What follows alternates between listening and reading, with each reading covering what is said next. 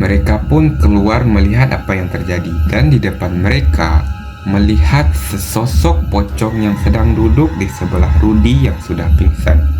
Tatapan matanya sayu, kulitnya melepuh dan bernanah. Hai, saya Thomas Alafta. Terima kasih sudah menonton video ini. Nah, di video kali ini saya akan menceritakan sebuah kisah tentang beberapa anak KKN yang mendapat gangguan mistis di tempat mereka ber-KKN. Nah, gimana kejadiannya? Kita langsung saja ke ceritanya.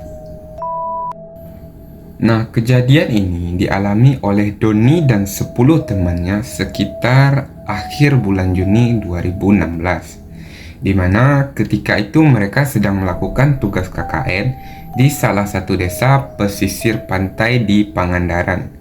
Kita sebut saja nama desanya Desa B. Nah, pada saat mereka berangkat ke desa, semuanya aman-aman saja.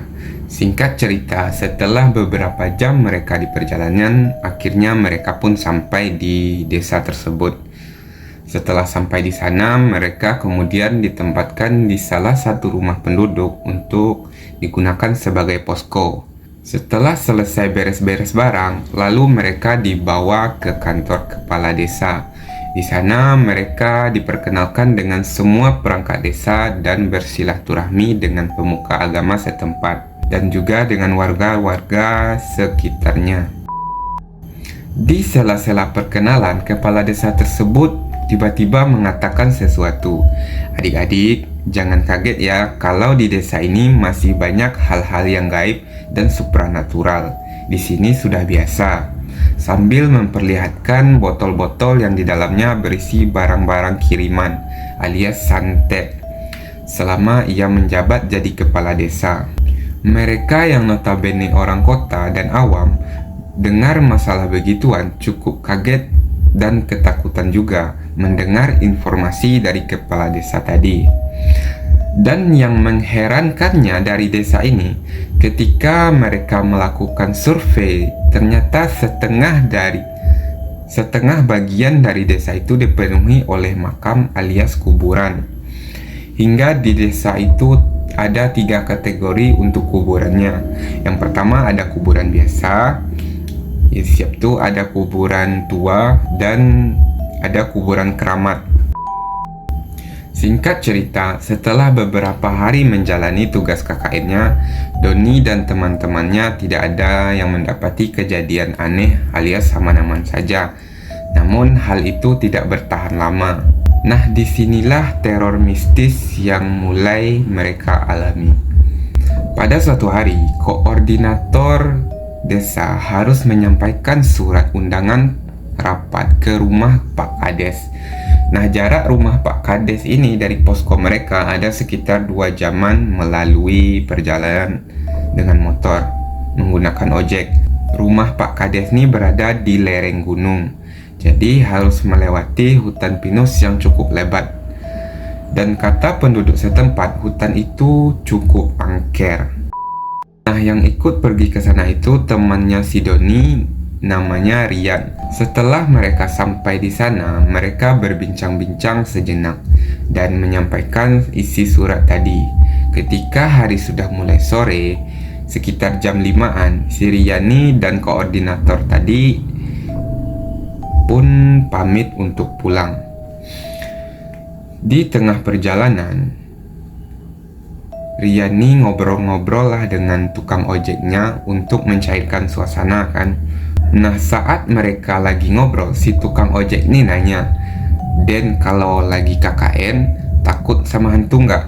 Mendengar pernyataan seperti itu, apalagi mereka lagi di tengah hutan kan, yang kata warga desa angker. Si Rian ini takut dong.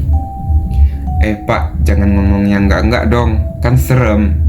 Kalau bapak sendiri takut nggak sama hantu?" Si Rian ini nanya balik ke tukang ojek tadi. Itu sih kecil, di sini udah biasa, Den. Tuh di sebelah kiri kanan kita kan kuburan keramat semua. Tukang ojek nih menunjuk ke arah kuburan sambil ketawa kecil.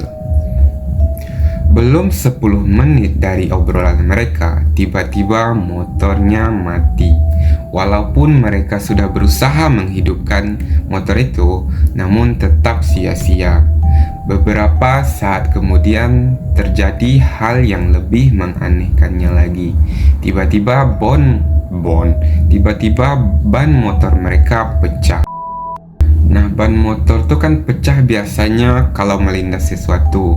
Ini tidak, pas lagi berhenti itu tiba-tiba saja ban motornya pecah. Si Riani refleks nanya, "Duh, kenapa ini Pak?" "Iya nih, kenapa jadi gini ya?" "Gini aja Den, Aden tunggu dulu di sini, saya ke bawah dulu membetulkan ban motor ini," kata si tukang ojek nih kepada temannya Doni nih. Walaupun sebenarnya si Riani takut, tapi apa boleh buat. Akhirnya si Riani mau juga menunggu motor di tengah hutan yang jauh dari mana-mana. Si Rian nungguin tukang ojek sambil duduk di atas sebuah batu yang sudah berlumut. Riani nggak sadar kalau yang ia duduki adalah sebuah kuburan keramat yang sudah berlumut. Setelah setengah jam menunggu Kang Ojek tadi, tiba-tiba angin berhembus dengan kencang. Samar-samar si Riani melihat sekelebat bayangan putih di atas pohon pinus. Bayangan itu semakin jelas saat sinar bulan menerpa. Makhluk itu seperti tertawa mengikik pelan dengan sedikit lirih. Riani yang panik akhirnya komat-kamitlah baca doa. Saking takutnya dia tiba-tiba mengompol di atas batu nisan tersebut dan akhirnya pingsan. Singkat cerita, si Riani sudah dibawa ke posko oleh si tukang ojek dan dirawat oleh orang pintar setempat. Kejadian horor yang mereka alami tak berhenti sampai di situ saja. Ketika jagain si Riani yang sedang pingsan, mereka berkumpul semuanya. Malam pun kian larut.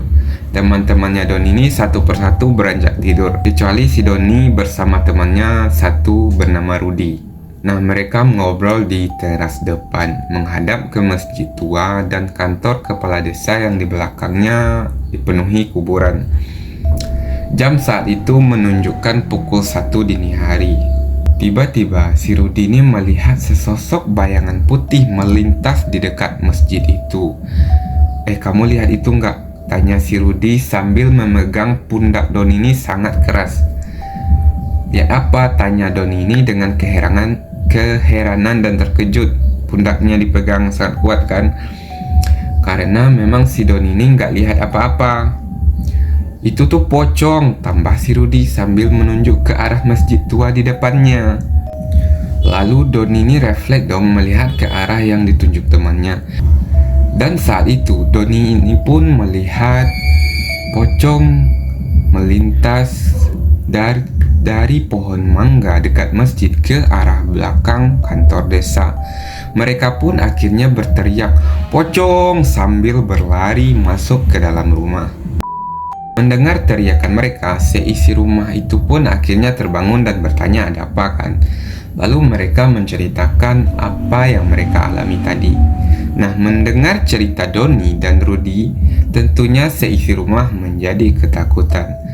Akhirnya mereka berencana untuk tidak tidur malam itu.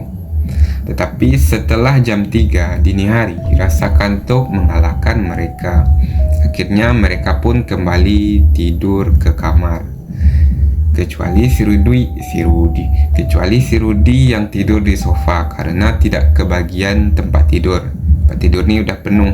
Kejadian horornya belum juga berakhir. Sekitar jam 4 dini hari, mereka dikagetkan oleh teriakan Rudi yang keras sekali.